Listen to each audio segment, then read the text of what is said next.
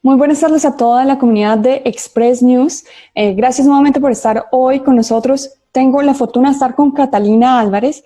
Catalina Álvarez es magíster y doctora en genética y respuesta inmune a las enfermedades infecciosas. Actualmente residente en Portugal. Catalina, dejo que tú te presentes porque creo que lo harás mejor que yo. Hola Oriana, muchas gracias por la invitación y por darme también la oportunidad de hablar un poco sobre la situación actual del COVID-19. Como tú mencionaste, tengo una maestría en genética y en este momento estoy terminando mi doctorado en respuesta inmunológica a enfermedades infecciosas. Estoy en el Instituto Gulbenkian de Ciencia en Portugal, en Lisboa, ya hace 5 años. Y estamos desarrollando diferentes proyectos para combatir en este momento la pandemia.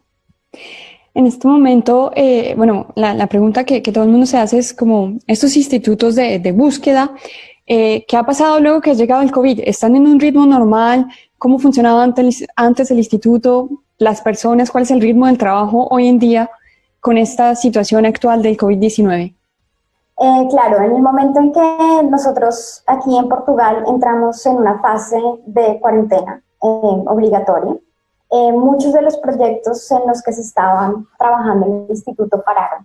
Y aquellas personas que antes, por ejemplo, se dedicaban a otro tipo de enfermedades infecciosas, toxoplasmosis, enfermedades también causadas por virus, decidieron poner todos sus esfuerzos en tratar de combatir la pandemia. Y por eso sus proyectos anteriores pararon y decidieron dedicarse 100% al tiempo, por ejemplo, a desarrollar nuevas técnicas de diagnóstico, también a determinar qué tipo de condiciones genéticas existen dentro de la población que podrían hacer más susceptibles a las personas a desarrollar síntomas fuertes de este COVID-19, por ejemplo. ¿Cuántas personas actualmente hacen la búsqueda en el instituto? Nosotros somos un instituto de aproximadamente 235 personas, ¿sí? Existen más de 40 grupos y en este momento unos 10 por lo menos están dedicados a tratar de desarrollar proyectos para combatir la pandemia, pero muchos de nosotros incluso que no estuvimos directamente desarrollados con algunos proyectos, sí se convirtieron en voluntarios para tratar de aumentar una cosa importantísima que es los test, los exámenes para saber si una persona está positiva o no para este virus SARS-CoV-2. Ahora que hablas de test, todos sabemos que la búsqueda científica es muy importante para un país para enfrentar una crisis y una situación actual como lo es la del COVID-19. Pero concretamente, ¿cómo desde la ciencia, cómo desde la investigación un país se puede armar para entender mejor el virus y para poder luchar de una manera más eficaz contra él? Uno de los primeros factores, pensaría yo, que es clave para poder combatir esta pandemia en el mundo y mantener los números bajos en cada uno de los países, es determinar realmente cuáles son las personas que tienen la infección. Y para eso es necesario tener un número de pruebas que estén incrementando constantemente. Entonces, entre más personas se hagan la prueba, se determinen también, por ejemplo, no solo si una persona está activa en la población, pues con la infección del COVID, pero también, por ejemplo, si tiene anticuerpos, que es ya una respuesta inmunológica asociada a una infección previa con el SARS-CoV-2 en este caso, ayudaría muchísimo a saber cuál es el estado real de la infección y controlarlo a tiempo, ¿sí? Por ejemplo, un problema en este caso de la pandemia del coronavirus son las personas asintomáticas, porque no van a poder ser aisladas a tiempo y van a empezar a transmitir esta enfermedad a las otras personas. Si nosotros hacemos más pruebas, incluso en aquellas personas asintomáticas se detectan a tiempo, se aíslan, es una forma de controlar la infección y de esa forma evitar que otras personas también la adquieran y se aumenten los números en el país. Entonces, una de esas la principal situación es hacer pruebas. La capacidad de test. Obviamente existen también ciertas limitaciones técnicas, ¿no? No todos los países tienen los recursos, no todos los países tienen las condiciones para hacerlo, ¿sí? Pero dentro de lo posible debería ser una de las estrategias a utilizar. Vale, o sea, a ver, con este contexto sí que tenemos siempre la oportunidad de discutir con médicos, los cuales nos hablan de cuáles son las reacciones físicas cuando una persona se infecta con el COVID-19, pero desde un punto de vista, digamos, más pequeño, más, eh, no sé, tú tal vez conoces mejor la palabra que yo, pero ¿qué pasa en el cuerpo, de hecho, cuando el virus toca a un ser humano? ¿Cuál es la reacción biológica de las células? ¿Qué pasa realmente, por así decirlo, de manera química, tal vez? Mm. Bueno, lo primero es pensar en que el virus puede entrar en nuestro cuerpo de muchas formas, ¿sí? Normalmente lo hace a través de las mucosas, o sea, los ojos, la nariz, la boca. Ese es el punto de entrada del virus. Cuando un virus entra, lo primero que tiene que hacer es tratar de buscar una célula, ¿sí? De nuestro cuerpo. ¿Por qué? Porque los virus como tal no se pueden replicar. Ellos no tienen la capacidad de aumentar su número como lo tienen cualquier otros individuos con una reproducción sexual, por ejemplo, ¿sí? En cambio, los virus lo que hacen son unas pequeñas máquinas, unas proteínas muy pequeñas que lo que hacen es ir, infectar una célula y se aprovechan de la maquinaria de la célula propia, de la célula hospedera, para ellos bloquear la reproducción de la célula hospedera y utilizar todo esto para empezar a replicarse ellos. De esa forma aumentan su número y tienen la oportunidad de infectar células nuevas. ¿Qué es lo que pasa?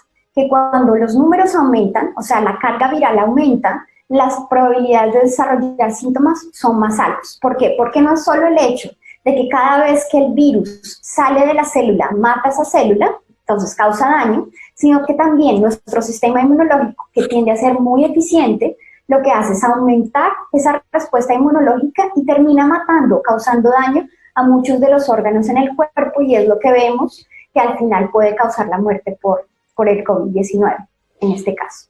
Qué interesante es poder tener finalmente todas estas explicaciones y entender mejor finalmente qué hace el virus cuando llega al cuerpo, porque yo creo que hoy en día muchas personas tal vez no tienen la posibilidad de entender realmente el concepto de un virus y cómo va a atacar a las células.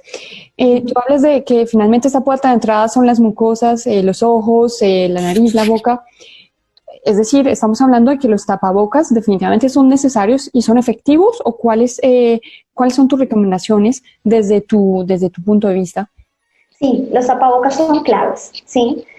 No, muchas personas, por ejemplo, hablan de que no tiene sentido utilizar un tapabocas porque el virus es tan pequeño, las partículas virales son tan pequeñas que pueden entrar a través del tejido del tapabocas. Pero en realidad lo que pasa es que estas partículas salen en el momento que nosotros hablamos, por ejemplo, o estornudamos, tosemos, salen en pequeñas gotículas, pequeños fragmentos de gotas, ¿sí? Vale. Y lo que hacen los tapabocas es evitar eso. Sí, como quedan las gotas, ellas van a quedar ahí en esa membrana del tapabocas y no va a permitir la entrada, ¿sí?